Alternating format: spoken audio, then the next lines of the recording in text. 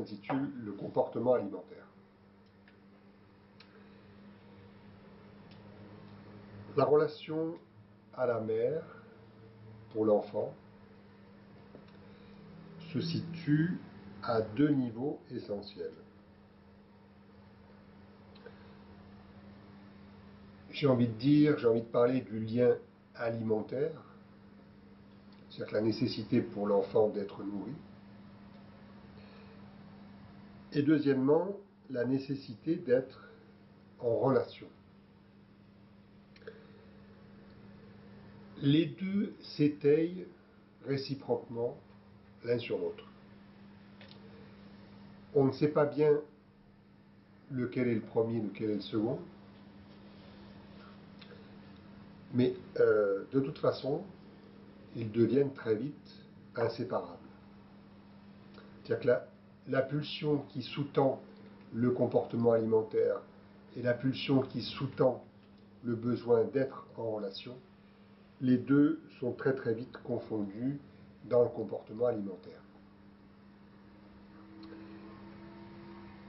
On peut d'ailleurs parler de deux types de pulsions. La nourriture est plutôt une pulsion de type d'autoconservation. La pulsion qui pousse l'enfant à être en relation avec l'autre concerne plutôt le groupe et va se transformer ensuite, à l'âge adulte, en reproduction. De telle sorte que, plus tard, les deux comportements, alimentaires et sexuels, seront extrêmement représentatifs de la première relation de l'enfant avec sa mère. On peut formuler les expressions suivantes. Dis-moi comment tu manges, je te dirai comment s'est passée la relation avec ta mère.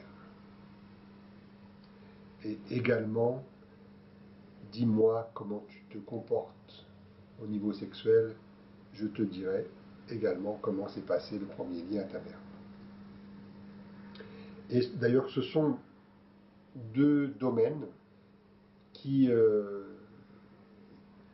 sont très riches d'enseignements et permettent aux thérapeutes d'en savoir beaucoup plus. L'un est très accessible, l'autre beaucoup moins en thérapie, mais bon, c'est comme ça. Donc le comportement alimentaire, puisqu'il s'agit de ça, est vraiment le reflet de la relation à la mère.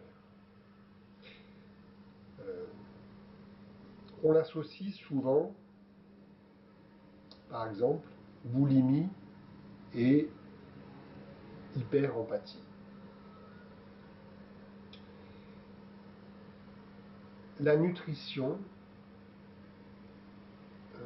est représentative de la représentation que l'enfant se fait de son monde extérieur. Il faut se souvenir que les deux mécanismes principaux dès le début de la vie sont l'introjection et la projection. On introjecte ce qui nous semble bon pour nous, on projette ce qui nous semble mauvais pour nous. Lorsque l'enfant a une relation compliquée, douloureuse avec sa mère, il peut parfois s'arrêter de manger. Le lait maternel, pour lui, est une partie du corps de la mère. Donc si la relation n'est pas bonne, le sein maternel et le lait maternel peuvent être considérés comme nocifs. Donc il peut très bien s'arrêter de manger ou également arrêter de manger ce que sa mère lui donne. Mais on voit encore une fois que le relationnel mère-enfant et l'alimentation sont intimement liés. Et que cette association, par exemple, boulimie, hyper-empathie, est tout à fait normal par rapport au lien qu'il y a dès le départ entre le relationnel et l'alimentation. De toute façon, il y a une raison supplémentaire à ça, c'est que, on l'a dit tout à l'heure, les deux pulsions de base de l'enfant, se nourrir, être en relation, concourent dès le départ dans le même sens, à rapprocher l'enfant de sa mère. Et réciproquement d'ailleurs. Mais bon, on est plutôt sur l'enfant. Donc, c'est également pour cette raison que les deux comportements et les deux pulsions s'étayent l'une sur l'autre très très rapidement pour ne former qu'une. L'enfant va vers sa mère aussi bien pour se nourrir que pour être en relation avec elle. Donc, tout dysfonctionnement de la relation à la mère à ce moment-là aura forcément, et j'ai presque envie de dire irrémédiablement, des répercussions sur le comportement alimentaire. Et on peut décliner, ça fera l'objet d'un cours suivant, en quelque sorte, tous les comportements alimentaires un peu excessifs en termes de dysfonctionnement oral et de pathologie finalement. On l'a dit, on a associé boulimie et hyperempathie. On peut de la même manière associer anorexie et paranoïa, par exemple. C'est-à-dire que ingérer un aliment, c'est symboliquement être en relation avec l'extérieur. Donc, en fonction de la représentation qu'on a des objets extérieurs, on va être plus ou moins enclin à manger beaucoup, à se restreindre, etc., etc. Donc, non seulement le comportement alimentaire est représentatif de la première relation à la mère, mais il devient à l'âge adulte aussi représentatif, plus globalement, de la représentation que l'adulte se fait de son monde extérieur.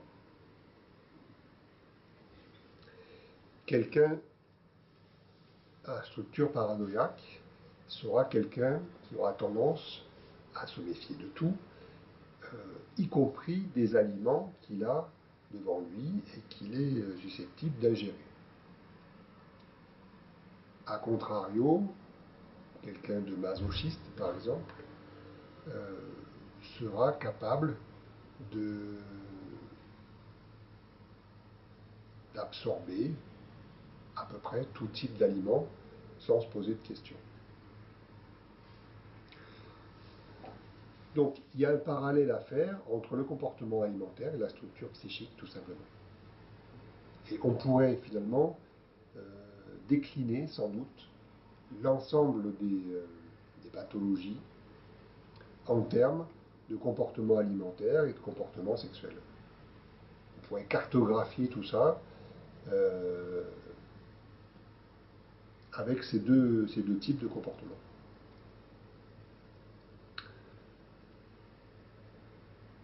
Voilà à peu près ce qu'on peut dire sur le comportement alimentaire. Encore une fois, toutes les dérives feront l'objet d'un cours suivant.